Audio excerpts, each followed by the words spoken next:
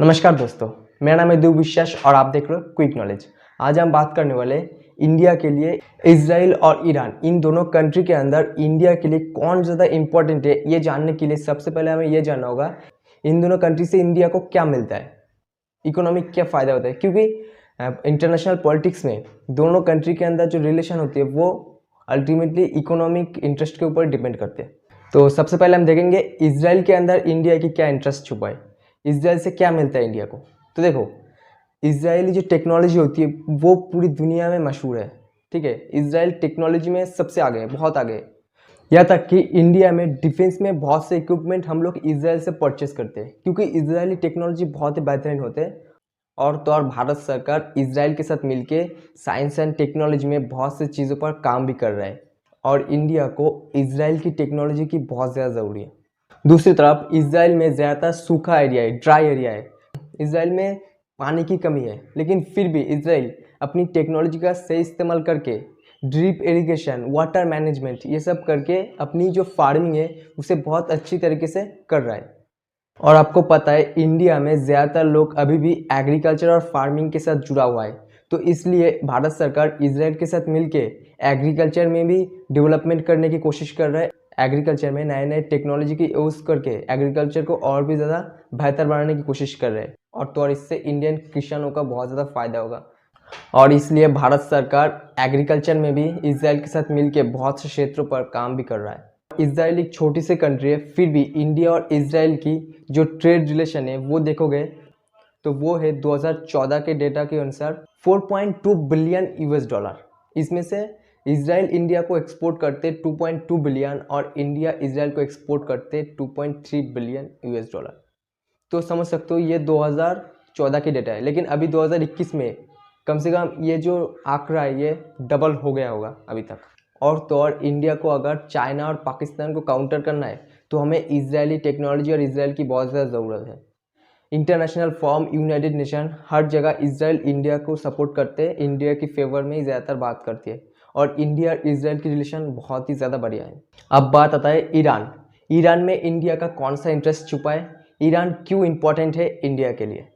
तो सबसे पहले आप देखो, जो सेंट्रल एशिया के कंट्री है जैसे उज़्बेकिस्तान, तुर्कमेनिस्तान, अफगानिस्तान, या तक कि रशिया की मॉस्को, इन सब कंट्री के अंदर इंडिया अपनी सामानों को पहुंचाने के लिए, अपनी एक्सपोर्ट को वहाँ तक पहुंचाने के लिए इंडिया को ज़्यादातर पाकिस्तान के ऊपर से गुजरना पड़ेगा, लेकिन पाकिस्तान इंडिया को अलाउ नहीं करता। इसलिए हम हमारे ज़्यादातर सामानों को उन सब कंट्री के पास ज़्यादा एक्सपोर्ट नहीं कर पाते, उनके साथ इंडिया का ज़्यादातर ट्रेड नहीं हो पाता, और इसलिए इंडिया को हर साल बिलियंस ऑफ डॉलर का लॉस होता है, करोड़ों का लॉस होता है। और इसी चीज़ को देखते हुए भारत सरकार ने ईरान के साथ एक डील की।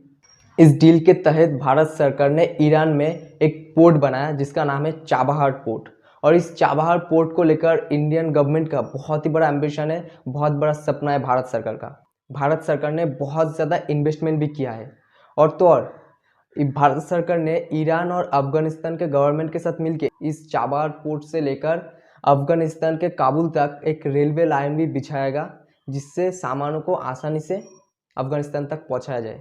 और तो और इंडियन गवर्नमेंट का ये भी एम्बिशन है, आने वाले दिनों में मुंबई से किसी सामान को पहले चाबहार पोर्ट पर पहुंचाया जाएगा, फिर चाबहार पोर्ट के ज़रिए उस सामानों को पहले अफगानिस्तान, फिर तुर्कमेनिस्तान, कजाकिस्तान, किर्गिस्तान, मतलब सेंट्रल एशिया के जितने भी कंट्री है उन सबको कवर किया जाएगा, या तक कि रशिया की मॉस्को को भी कवर किया जाएगा, एंड देन फिर यूरोप को भी कवर किया जाएगा। तो इस चाबहार पोर्ट के ज़रिए इंडिया आसानी से अपनी प्रोडक्ट को एक्सपोर्ट कर पाएगा इन सब सेंट्रल एशिया और यूरोप की कंट्री को। तो इंडियन गवर्नमेंट का बहुत ही बड़ा एम्बिशन है, इससे इंडियन इकोनॉमी को भी बहुत ज़्यादा फ़ायदा होगा। पहले जो प्रॉब्लम होती थी इन सब कंट्री के साथ ट्रेड करने में, वो प्रॉब्लम अब नहीं होगी। आसानी से इंडिया अपनी सामान को, अपनी प्रोडक्ट को इन सब कंट्री को एक्सपोर्ट कर पाएगा, या तक कि यूरोप को भी अच्छे से एक्सपोर्ट कर पाएगा।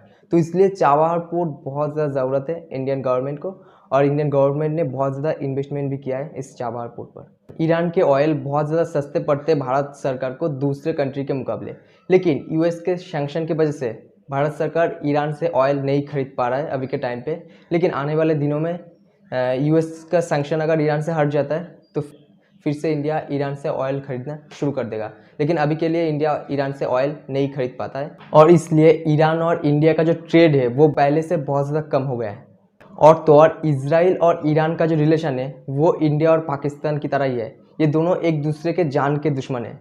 लेकिन इंडिया को इस दोनों कंट्री की ज़रूरत है। आप किसी एक कंट्री को ज़्यादा इंपॉर्टेंस नहीं दे सकते क्योंकि इंडिया को इजराइल की टेक्नोलॉजी की भी ज़रूरत है और ईरान की चाबहार पोर्ट का भी ज़रूरत है। तो भारत सरकार इन दोनों कंट्री के साथ एक बैलेंस बना के चलता है जिससे रिलेशन दोनों कंट्री के साथ ही बेहतर रहे। तो अल्टीमेटली इन दोनों कंट्री के अंदर किसी एक कंट्री को मैं इंपॉर्टेंस नहीं दे पाऊंगा। इंडियन गवर्नमेंट को दोनों कंट्री की बहुत ज़्यादा ज़रूरत है। आपको कौन सा कंट्री ज़्यादा इंपॉर्टेंस लगती है आप कमेंट कर सकते हो।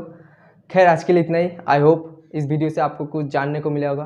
तो वीडियो अच्छी लगी तो वीडियो को लाइक करो, शेयर करो और चैनल को ज़रूर सब्सक्राइब करो। एंड देन फिर मिलेंगे एक नए वीडियो में। जय हिंद।